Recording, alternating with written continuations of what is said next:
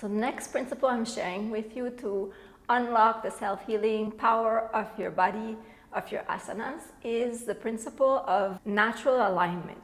Usually in yoga or in life in general, we have this impression that a good posture is a posture where we're straight. A lot of the yoga practices are based on this optimal alignment. All of this requires effort. It requires a form of tensing up in order to put ourselves in a certain position that is not the natural alignment of our body. Even if you're perfectly straight but you're tense, it means that the flow of vitality, the flow of blood, the lymphatic system, the nervous system, everything, the systems in your body are congested, are tense, because you need to tense up in order to hold this straight posture.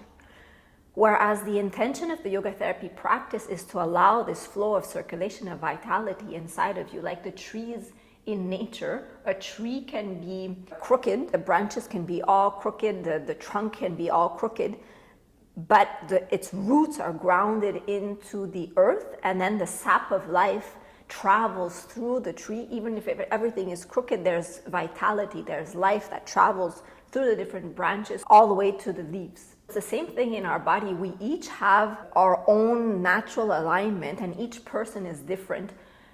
So the purpose is to enter into relationship with yourself, to discover yourself, to discover your own natural alignment. So not to impose something on the body. I'll invite you to be crooked in a way that is therapeutic. So we usually have this impression, if I'm crooked, then it's going to lead to more pain, more discomfort.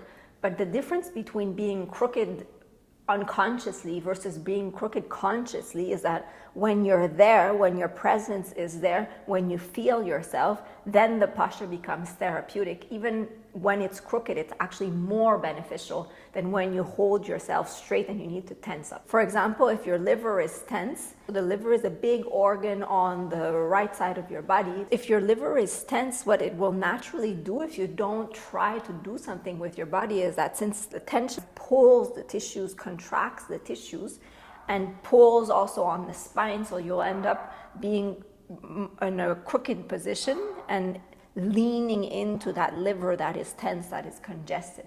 Whereas if you try to hold yourself straight, then you're bypassing the reality of your liver. You're creating more tensions in order to hold yourself straight.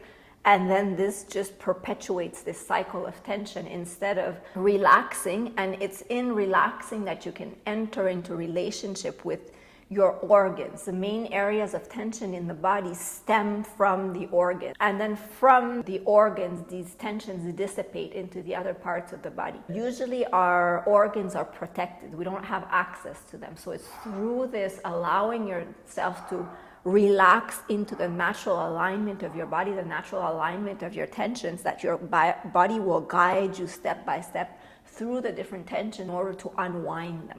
And the body is alive, so you won't stay crooked in the same position forever. When you relax into the different tensions, some parts of yourself may collapse, some parts of yourself just hold themselves just very rigidly.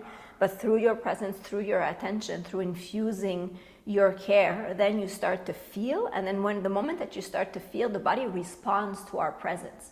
So then an organ that is extremely tense or an organ that's collapsed or congested will start to, the circulation will start to activate, will start to regenerate, will start to flow through this area. And from there, then your body shifts and then it brings you into another position and another position. And from inside, the alignment naturally evolves and takes you through this journey into the tensions of your body.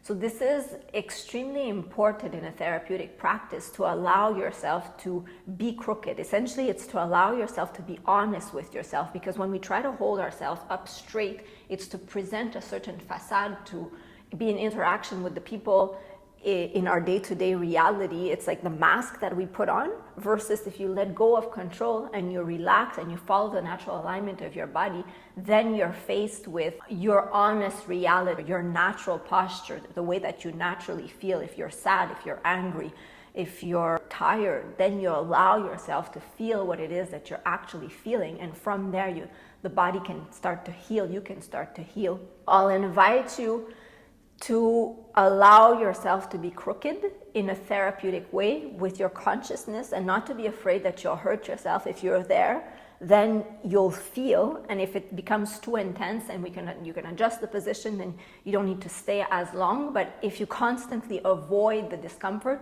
you'll never allow your body to heal. It's when we're in relationship with the different tensions, the different discomforts, that the self-healing mechanism starts to activate and then to regenerate the area slowly, bit by bit. You don't have to jump all in at first. It's a gradual process that I invite you to explore, to discover for yourself.